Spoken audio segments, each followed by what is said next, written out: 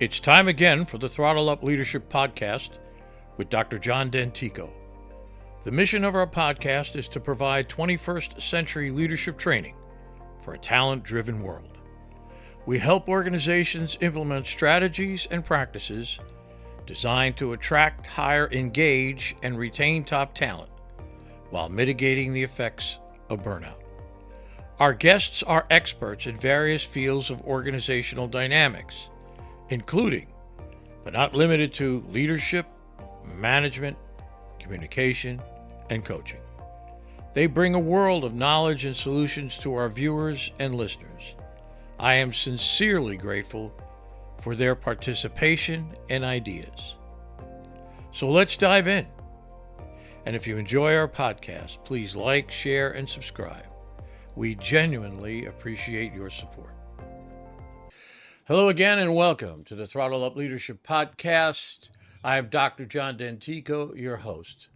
With me today is Nikhil Raval.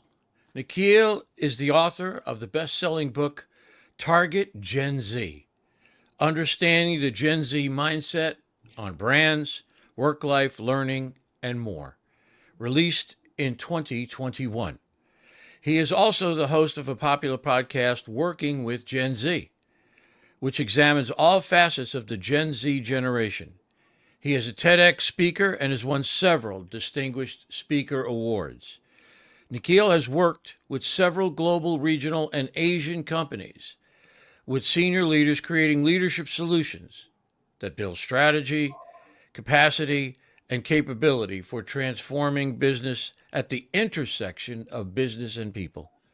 Nikhil spent 15 years working in the U.S., including 10 years in financial services with firms like Charles Schwab, Franklin Templeton, and American Express. I am very pleased to have him here with me today on the podcast to talk about the secrets to attracting, hiring, engaging, and retaining Gen Z workers. Good morning, Nikhil. How are you this day? Hi, John. Very nice. Very happy to be here and really looking forward to talking more about the youngest and the new generation at the workplace, the Gen Z. I'm really glad you're here. I can tell you from my experience, it is a burning question on the minds of so many people. So let's start off and let me ask you this question. Just to open the conversation up, let me ask you this. What are the issues and challenges prospective employers should know when looking to hire Gen Z workers? Sure. It will, of course, vary from industry to industry, company to company. But if we had to take a sort of a more general view, I think the biggest challenge that a lot of employers are facing today when it comes to recruiting a Gen Z or the Gen Z from the Gen Z generation is that how do we get them to be in the company and kind of stay with them for some time? So there is this big issue of attrition or say maybe the lack of loyalty. That's number one. Second, they also are struggling and grappling with the fact that you do have a Gen Z in your system, but they seem to be displeased or maybe not very happy very quickly, or somehow there is a lack of engagement in their work. And it's not, all of this is not entirely the Gen Z, falls on the Gen Z, but the engagement is a big thing that is also on employers' mind. And I think the third thing, which is there, is also this big debate about what's the right place to be at the office. Is it the office? Is it the home? Is it hybrid? Every company is grappling with what is that magic formula, which is again given segue to things like if they're entirely away or entirely working remotely. It's got its pluses, minuses. So there's a mental health issue that has come by post-COVID, not just for this generation, but perhaps more acutely for them. And so those are the three or four kind of the big themes, I would say. Great. I appreciate that. I spent a lot of my time orbiting around the leadership planet, as I like to say. And I know you do as well. So here's a question for you. It's something I really wanted to ask you. I'm curious to know if you think that the term followers is appropriate when thinking about Gen Z workers. Do they see themselves in general as followers? Well, Well, it's an interesting question. I think this is a generation, John, which is and grew up in a time where they have been fed with or have access to so much information. And so I say this as a context because if you think about, how they've grown and looked at learning as a way to get to this 25, 26 year age mark. And I think technology has played a big role in their ability to disagree or quickly negate a view or even agree to a view very quickly for that matter. And therefore, they feel that all answers of life can come from a device or by asking someone on the other side who's not a human.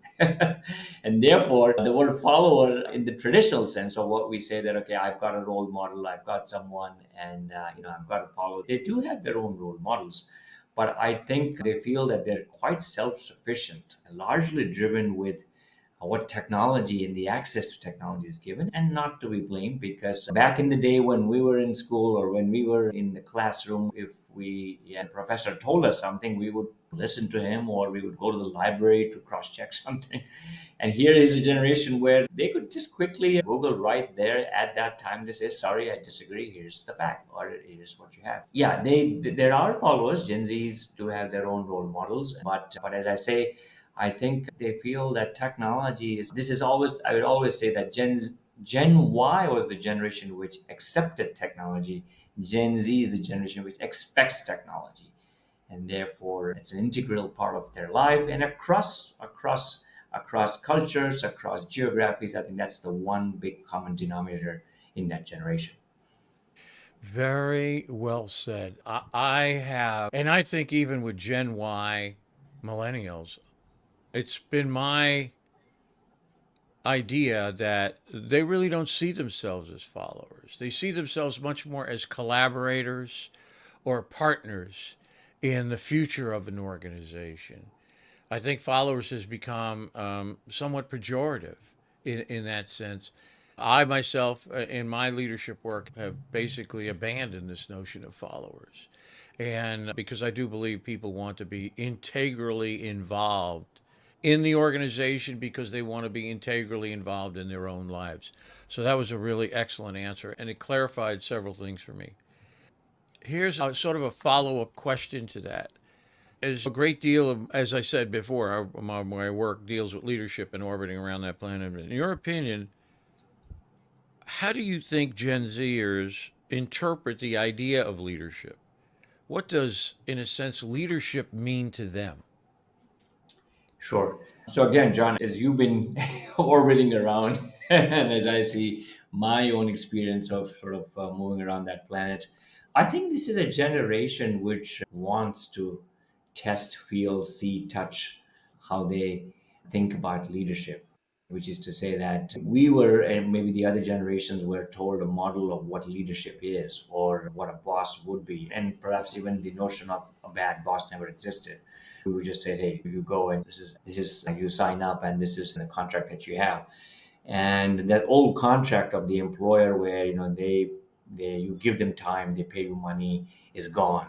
Where I think there's more of a value exchange as the contract for this particular generation. And therefore, when you talk about leadership, I think they're looking for someone who's walk the talk and they want someone who's authentic. I think this is a generation which will be turned off very quickly when you make tall promises, because they are quite happy to give you that feedback. They're quite happy to walk out. They're quite happy to be disengaged. And I think these are all things that I think all the managers who lead them must keep them in mind. Keep that in mind. Now, what I try to do, John, is that in many of the workshops that I lead, I do an activity called the River of Life.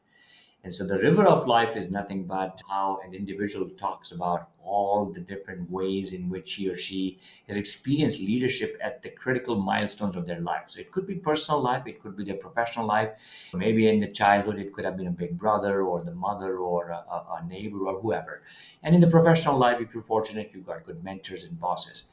And I asked through that activity a couple of things. Okay, first of all, the definition of leadership is much bigger than a title.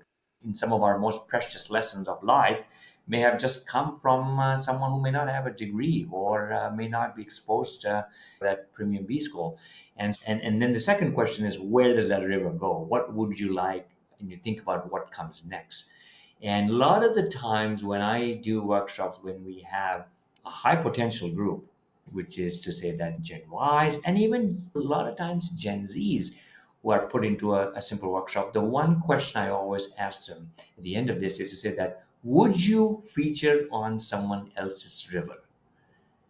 Okay, so I'll say that again. Would your name feature on somebody else's river? In other words, would you have done something where somebody else says that, you know what, had it not been for John, had it not been for someone else, I wouldn't have been here.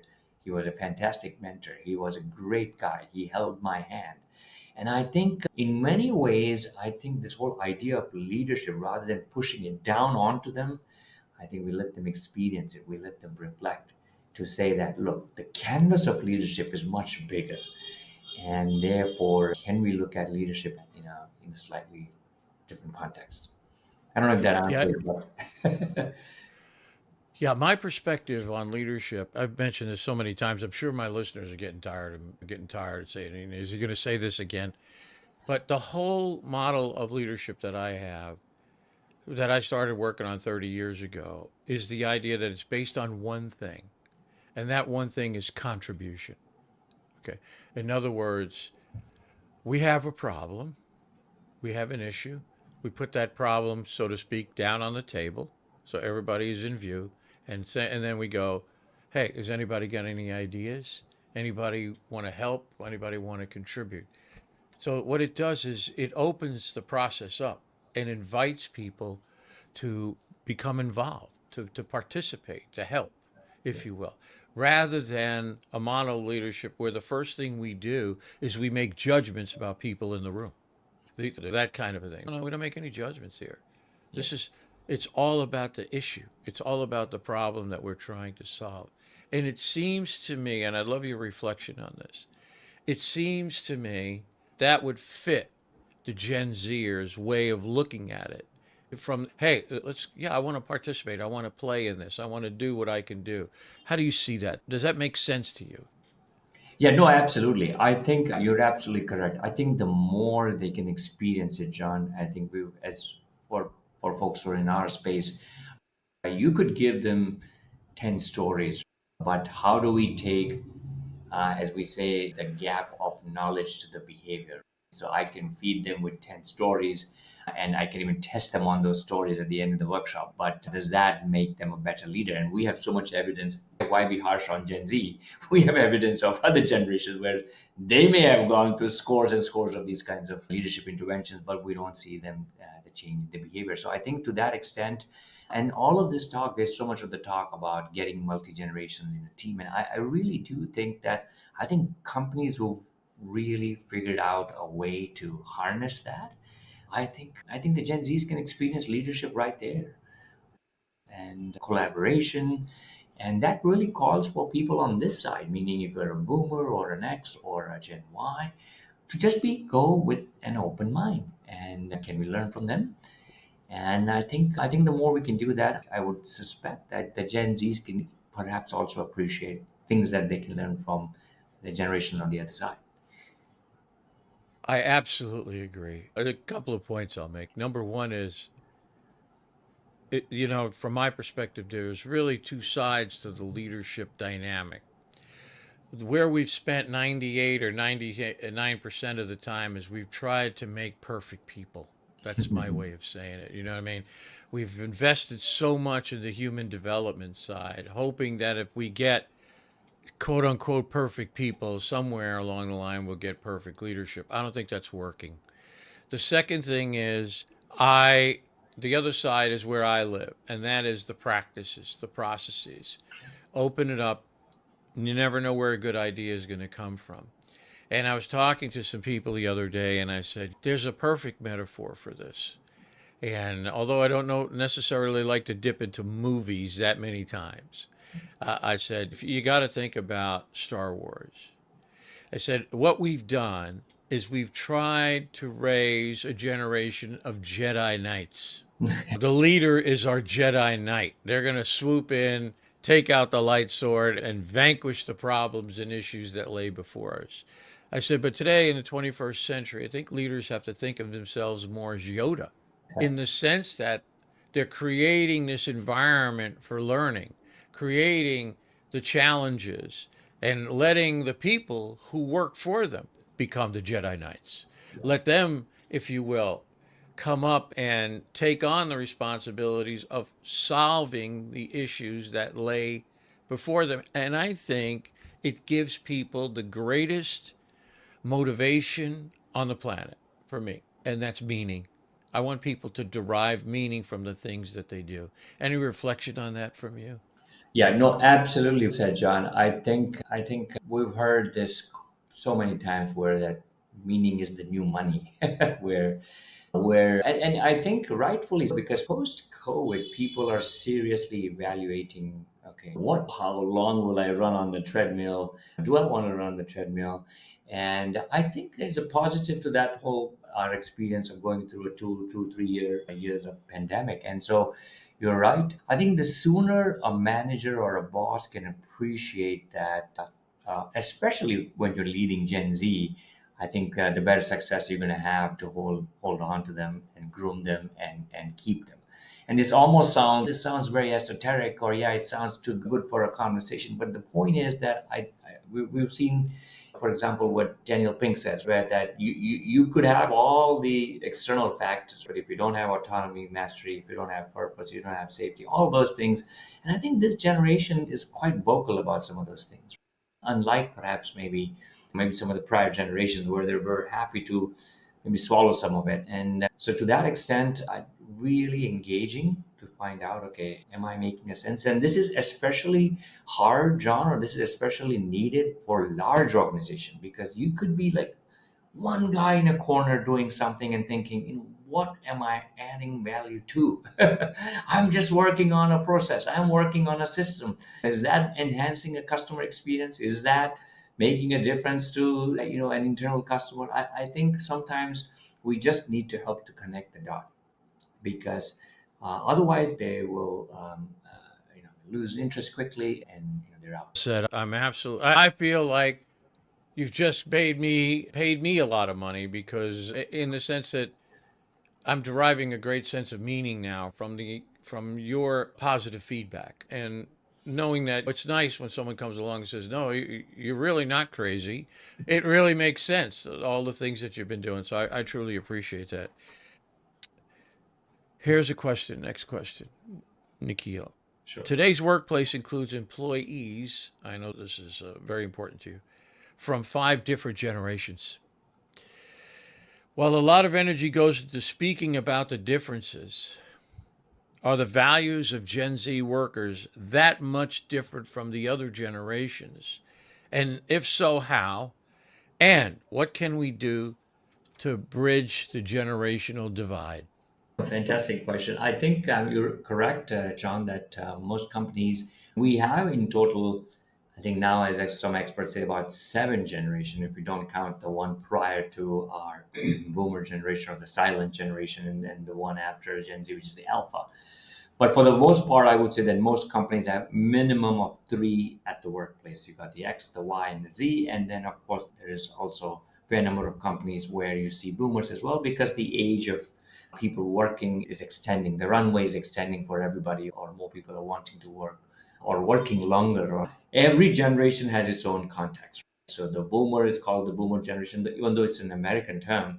It's largely driven by the fact that, yeah, they were in the phase of their sort of growing up where the World War was ending, country was getting more affluent, and then of course they were seeing bigger families, and then you have the X and the Y and the Z. Now the Z context is very fundamentally different. So you've got a context where they were born into social media, they have seen things like Me Too movement, they have seen a pandemic, they have seen very real, what we normally have been always saying and talking, the energy crisis, the climate crisis.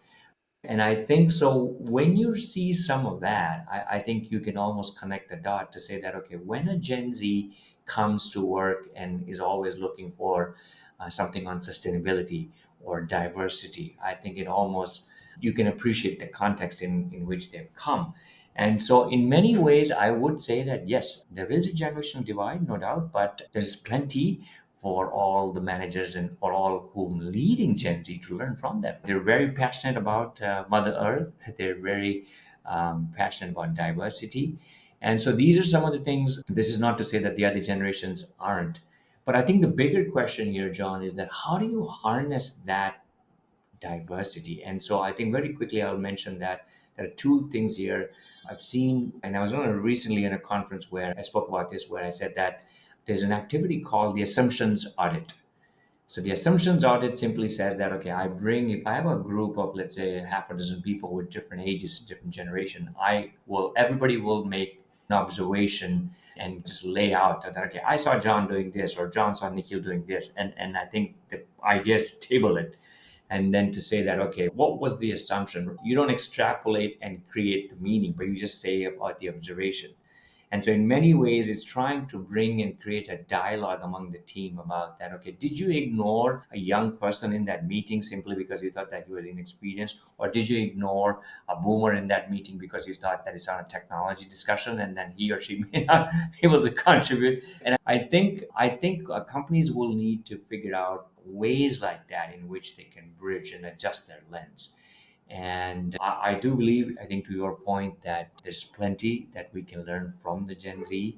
It is a generation which has grown up in technology, so they are a bit impatient. So I think there are many things that I think they can learn too, but I just maybe try to highlight what can we learn from them. It's point well taken. Point well taken. In my work, I don't deal in generalities. If I think soon as you do that, fences get built in terms of generalities. And it's one of the reasons why, as I mentioned before, my leadership model is based on contribution, because I don't make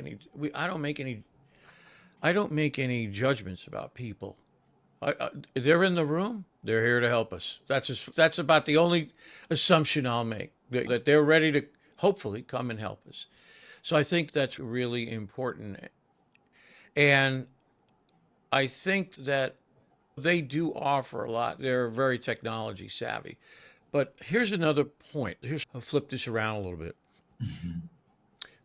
Many times when I talk about values, the values that I speak of are the baseline: trust, honesty, integrity, those kinds of caring, those kinds of values are, I think, the place we have to look to create, if you will, a baseline, a hub of the wheel, more than anything else, that all people, no matter what generation they're on, can attach to.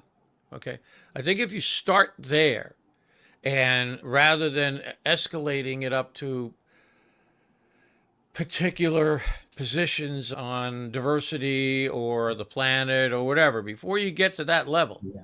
I think you have to really go to the base and start talking about, we've got a group of 10 or 15 people. What can we do to create trust and honesty, integrity at the baseline among all of us here? So I don't know. Do you have any reflection, any ideas on that? No, you're absolutely correct, John. We did work for a GE captive in India for many years called Genpact, and they reflected so much of the GE DNA into them. And they were this outsourcing company which served GE 100% of the time. And obviously, they've expanded. And one of the things which was often quoted was the 2x2, which I think Jack Welch might have practiced in his tenure for the longest time, which is this 2x2 that says that the skill in the value matrix, which is to say that if you have a manager who has skills but don't have the right values, I don't want him in the system. But if he or she has the all the values that we're looking for, but is short on skills, here is someone we can invest in. Here's someone we should invest in. And I think it's as fundamental as that, as you said. And this becomes increasingly important in a time when there's so much turbulence, so much pressure, the innovation cycles are getting shorter, the invitation cycles are getting shorter, all of that's there. And I'm not saying that companies are resorting to ways which are not ethical, but I think that uh, always show who you are. And I can tell you that in India, we have at least one or two companies which globally are known. So the Tata Group, you may have heard of them. and they're one of the largest group. They own the Jaguar brand, and they swear by just who they are, and everything that they do goes into a trust. And they have for-profit companies, but I think the fundamental and the basic charter of why they existed, what they expected from the managers, is so very clear, and it just goes down. So I think it absolutely a must. And the more we can show that from top is only when how it's going to go down in the system. Agreed. I absolutely agree with you. I think people are, and again, you brought this up, and I think it was right on. And that is, people are now evaluating how they want to spend their lives in this post pandemic world. What is it that I find valuable? We've had the great resignation, for example. And here in the US, we see a lot of these tech layoffs. People say, wait a minute, the companies are laying a lot of tech layoffs. I had a great guest on not too long ago, Arnaud, and who's a chief technology officer for a company. And I said, Arnaud, we're seeing all these layoffs. Are you still looking for talent? He goes, oh, yeah. He said, oh, we're looking for talent. We're looking for talent all the time. And he said, here's two things. I said, one is that companies are now adjusting very quickly to the climate of doing business, if you will. If they need to let some people go because maybe they've grown too fast here, they'll do it. They won't wait anymore. They'll just do it. They're still looking for great talent. And also, there is the research I've done has said this is part of a way to enhance the look of your stock because Wall Street loves when people are cost conscious. And the easy way to do cost consciousness is lay people off rather than going in and saying, should we make an investment in new technology? I don't know. That's going to take us a while to figure it out.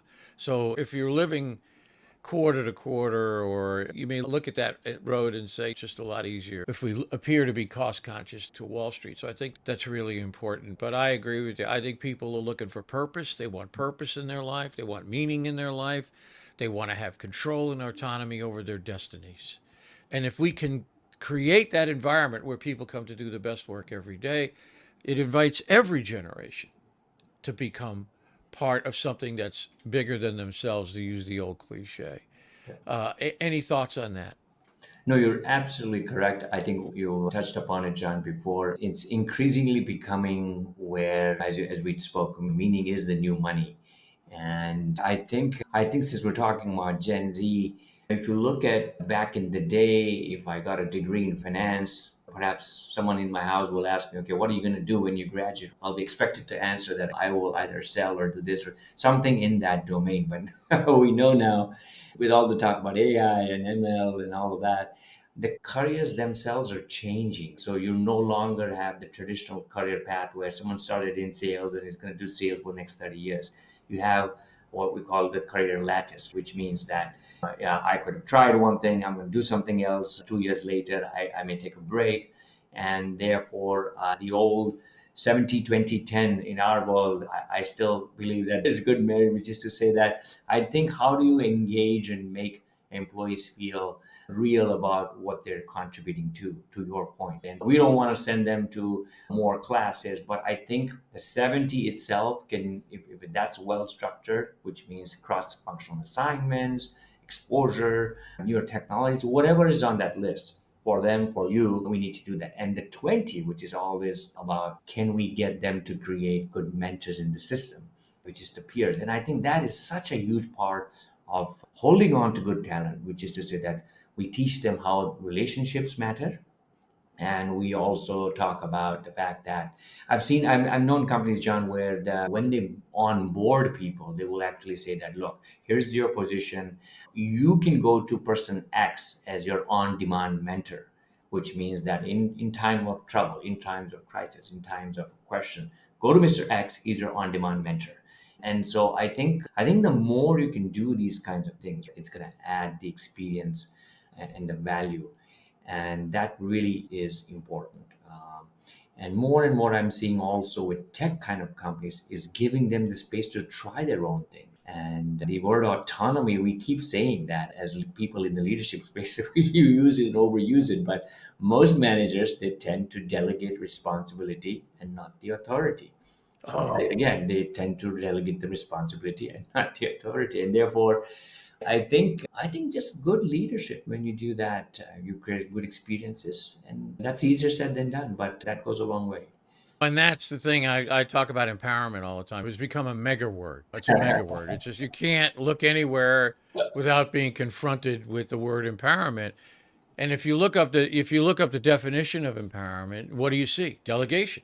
Yeah. And as you well know, we've talked about delegation for 50 years at least. And it's the same. You got to be careful. It's the same thing. Delegate the responsibility and not delegate the authority. And now what you have is somebody running back to you all the time trying to figure out, can I do that? I just did it. I took it this far. Can I do that?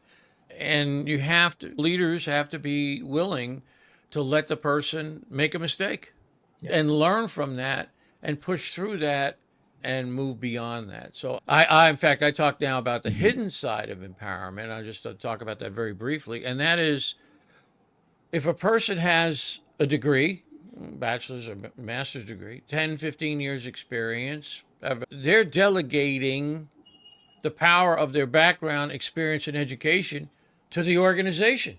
There's this other flow. It goes the other way. If you've got, and because what? An organization is nothing more than its people, really, Yeah. in the end. So I'm now talking about the hidden side of empowerment, and there's a word for that, and that word is subsidiarity.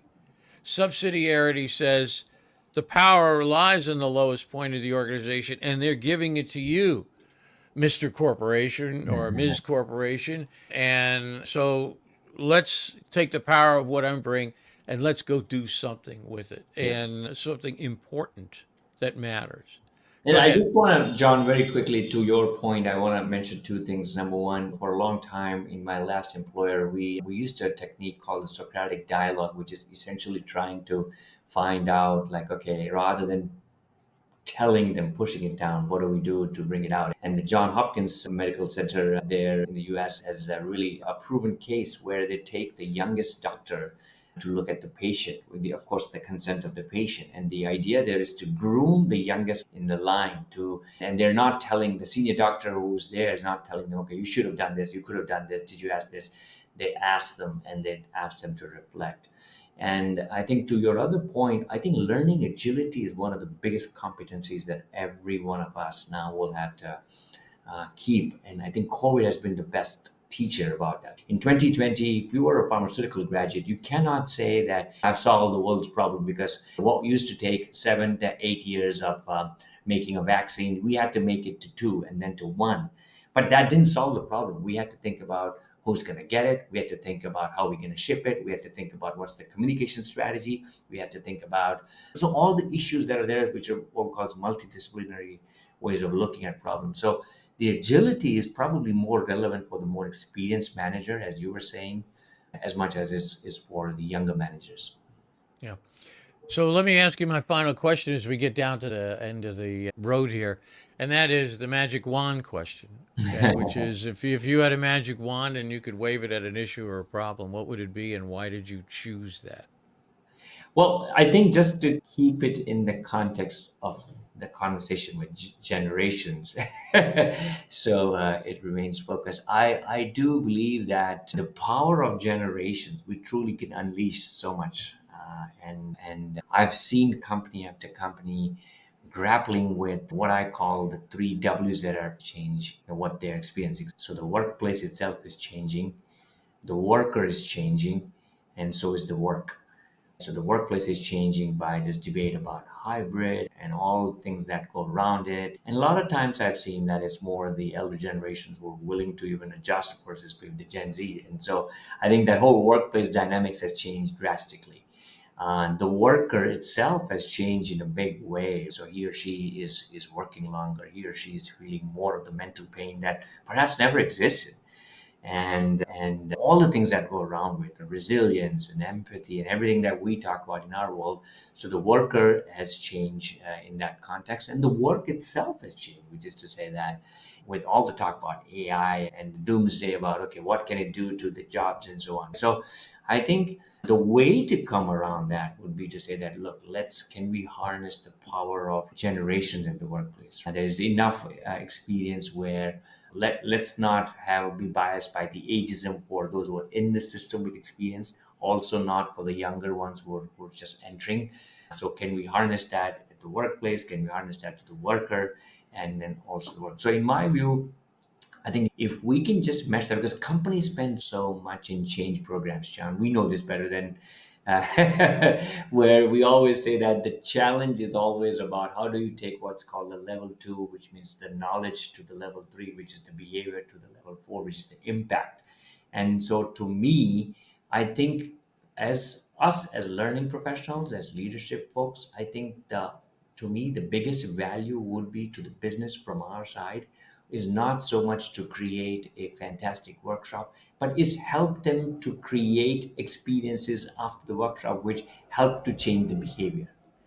And if we can succeed in that, I think everything that we've been talking about, whether it's Gen Z or a toxic boss or whatever else that we want a manager to be more customer oriented, we want a company to be a much more sustainable looking, whatever the case, the challenge is changing the behavior. And can we do things where it's the gap of the L2 to L3, the knowledge to the behavior?